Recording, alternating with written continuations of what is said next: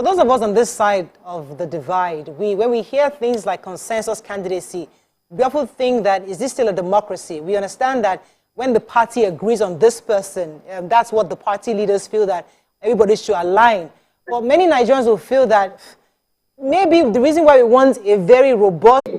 Now, the reason is that when you have a consensus candidate where everybody agrees that, yes, this is the right person, it makes it a win-win situation for every member of parliament. It makes it a win-win situation for Nigerians, and we will not dissipate both energy and resources in struggling for who becomes the speaker or the presiding officer of the House. Let me also say that in other developed climes, even before the election of speaker, they already know who the speaker ought to be, because you know that this is either the most senior member, this is the most qualified person, this is the majority leader, and his party has won the election, and he is the majority leader. Automatically, he becomes the speaker. Or he is the minority leader, now his party is majority in parliament. It follows that that minority leader will become the speaker of parliament in other climes. But it is here that we see a situation where everybody will throw his hat into the ring. Whether you are qualified or not qualified, you just want to struggle, you want to be speaker. Because you have the feeling that perhaps if I attempt to be the speaker of the parliament, I will be called, I will be discussed with, and then I will be asked to make a choice. If not speaker, what would you want? And some of these persons you see that are running for speakership are actually not interested in being the speaker of the House of Reps. They're interested in being chairman of committees. So they're just taking that shot in order for them to have a bargaining might. And that is not a good practice.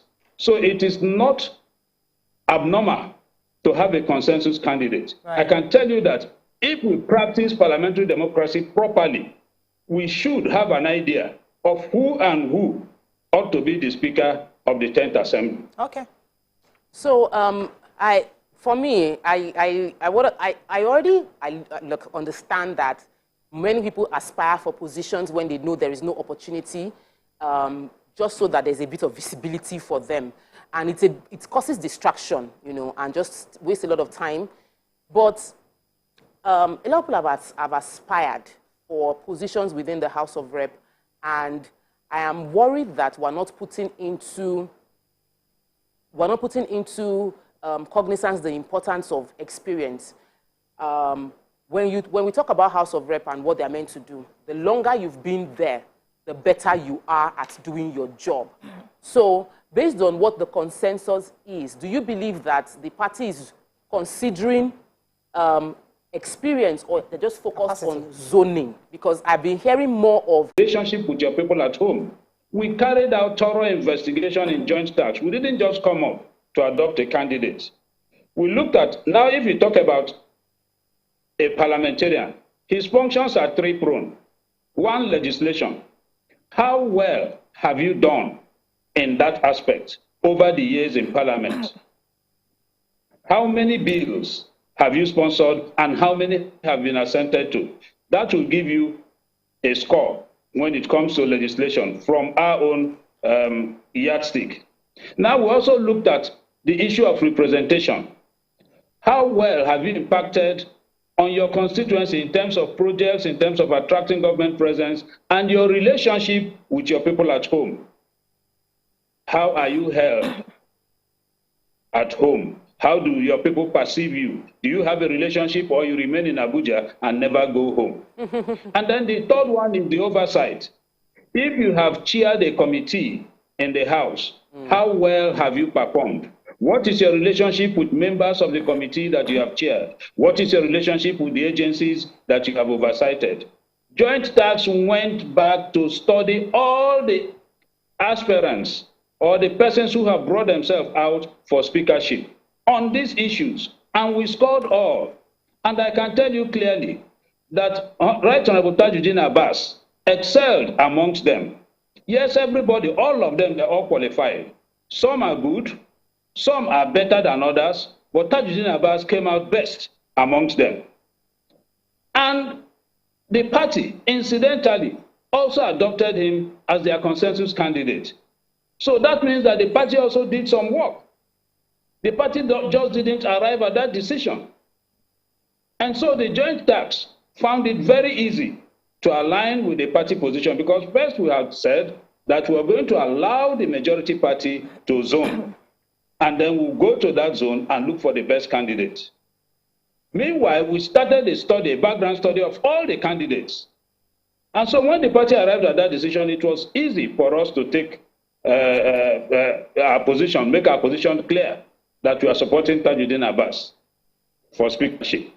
This is somebody who has over 21 bills assented to by the president. That is, if you go through the law books of this country today, you can get at least 21 laws with his name as the sponsor. I have been in the parliament for 12 years. I have just 2 laws to my credit assented to by Mr. President. That is a challenge to me. Now, I have been in the parliament for 12 years, like I said, I came in with him. And I can tell you that I'm not a lazy parliamentarian. Yeah. I work here very late. And sometimes, even when I close, I see the light in his office still on. And I ask, who is in that office? They say, Tajuddin Abbas is still there. I mean, it leaves an impression. We went back to Zaria, and when we went on our own investigation to find out his relationship with his people, and almost everybody rated him very highly, including the former vice president of this country, who is a member of the PDP, who told us about him from infancy up till now, and rated him very highly. Tajuddin Abbas is of the APC. I am of the PDP. The former vice president is of the PDP and our leader in the PDP. That is representation at home. Now, you talk about oversight. When we looked at his oversight performance, presently he's chairman of land transport. And we asked members of his committee, everybody, every member of that committee had something good to say about him. Right. Particularly his deputy chairman, who should be at loggerheads with him, because that's one yardstick you use in assessing the performance of a chairman, particularly relationship with members. Find out the relationship with his deputy chairman. Right. Okay. His deputy chairman clearly was pleading that, look, if he could be given a higher position, that he is worth it.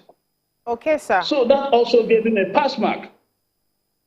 I'm saying this so that Nigerians will understand when joint tax comes out to say this is our position, that we are not taking that position on grounds of politics. Right.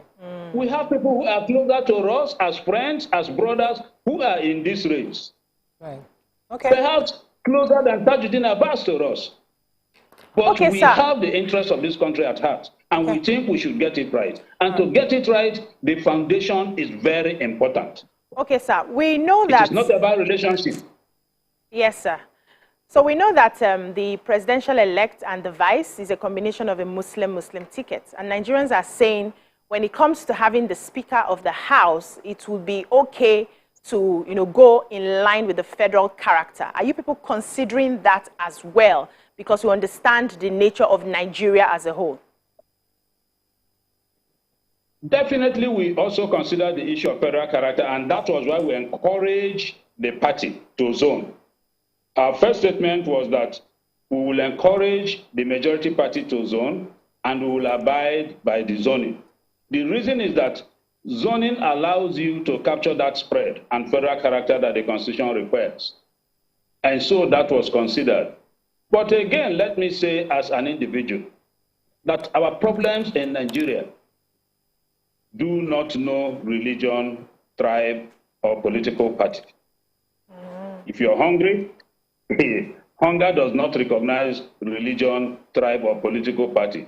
The security problems we have today, those who are killed, they are not asked whether you are from PDP or APC, whether you are from the north or the south.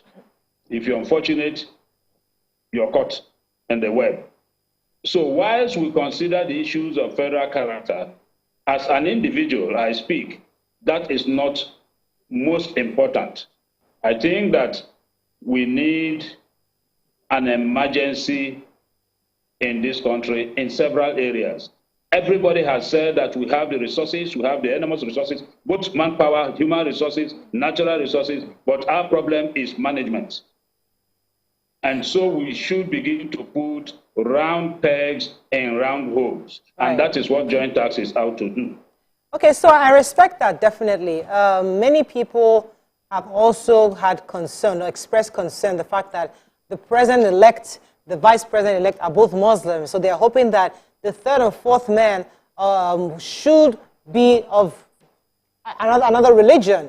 But even with that, others are still considering leadership from other other Muslim leaders. What are your thoughts on this? How important do you think religion must play in this, especially because our president-elect and vice president-elect are also Muslims? Oh, that was the question. I asked. You just... But let me also take you back. If you look at all the frontliners in the House of Representatives that are running for speakership, almost all of them are Muslims. Yeah. Almost all. So if you have to make a choice amongst all, what do? You go for the best. So if we also consider that, we're not going to push persons to come and run for speakership, but we are left with those who have presented themselves. Wow. So you're saying none of the Christians have presented themselves? I can't, as we speak now, I can't remember any Christian that has presented himself for the speakership. But we have a lot for the deputy speakership. Right. Okay. Interesting. Okay, so we have to wrap up with that because the show is far spent. But in your general view, how do you think the final outcome should look when it comes in June? Come again? I said, now that we're wrapping up, so what do you think the final outcome should look like? What should the National Assembly leadership look like when we finally find out in June? What's your own suggestion and your own preference? Or who are your preferences? Firstly, after the proclamation, when the National Assembly is inaugurated, of course, we don't have an option than to elect the presiding officers. And by the special grace of God, I believe that the best will emerge. And that best is Tajuddin Abbas. I believe that he will be the Speaker of the 10th Assembly. And I believe that he is ready. We have had interface with him. He is ready. He will hit the ground running. And I also believe that he will realize that he is here to serve Nigerians, not for self-aggrandizement, not just to show off. He's a gentleman by excellence. If you interact with him or even see him, you will understand what I'm saying. He's also a selfless Nigerian, and we believe that power will not corrupt him to do otherwise than we know him. And we are also ready to put in our own quota to ensure that the 10th Assembly actually represents Nigerians, that we speak for the people, we act for the people, and at the end of the day, that the country will be better off. So I will also want to urge my colleagues to please be a little bit more selfless in this particular act. Let us be more Nigerian. Let us look at the candidates and see who will help this country better. All right, let me just look at the candidates and look at their credentials and take a decision that by the time we will sleep with our two eyes closed. Let me just quickly ask about Honorable Mariam Ngwoha. She's the only woman in this race. What preference do you have towards her? Honorable Mariam, yes, we actually also carried out a study on her because she has presented herself. She's done well.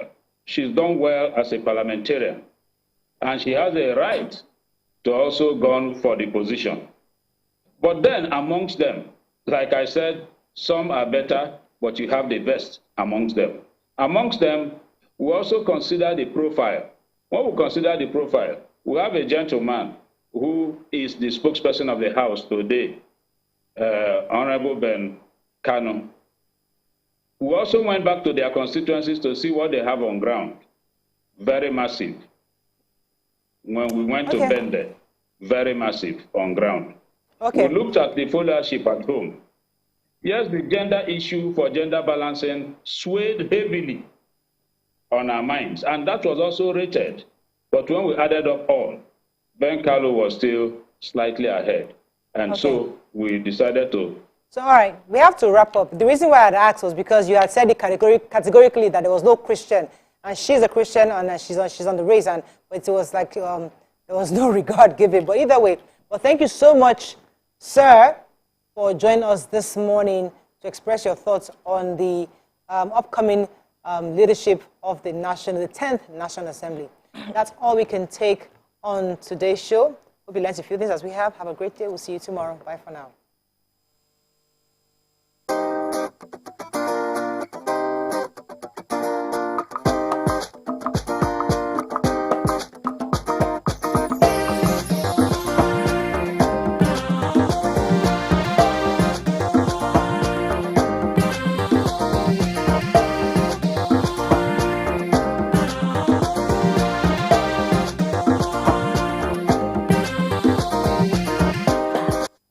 Identities cannot be mistaken, like your business name and your account name.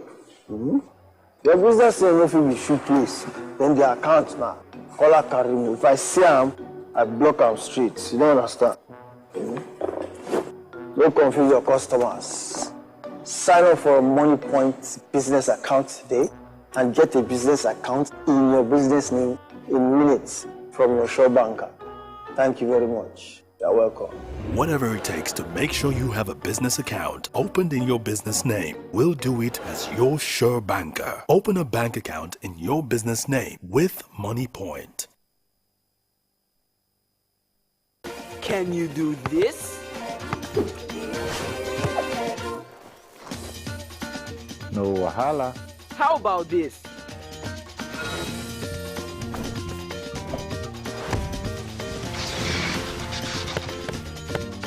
A superhero? One and only. One and only JJ. One and only JJ. Never miss a moment. Instant breaking news from all over the globe. Live streaming of your favorite programs delivered directly to you. Watch anytime from anywhere on your mobile or smart devices. Download the TVC News app today.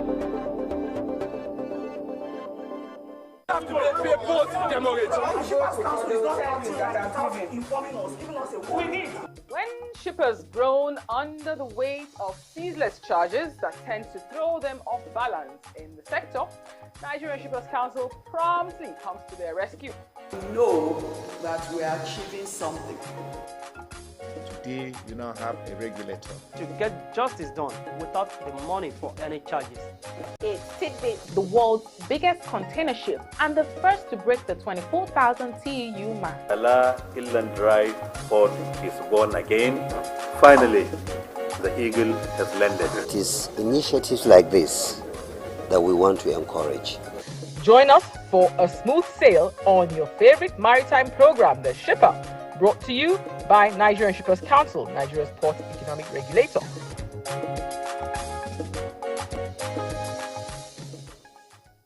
Wherever you see destruction, it's because God is absent. There is no destruction in God. So who started killing from Genesis? Satan. Jesus exposed him. The thief cometh not, but for to steal,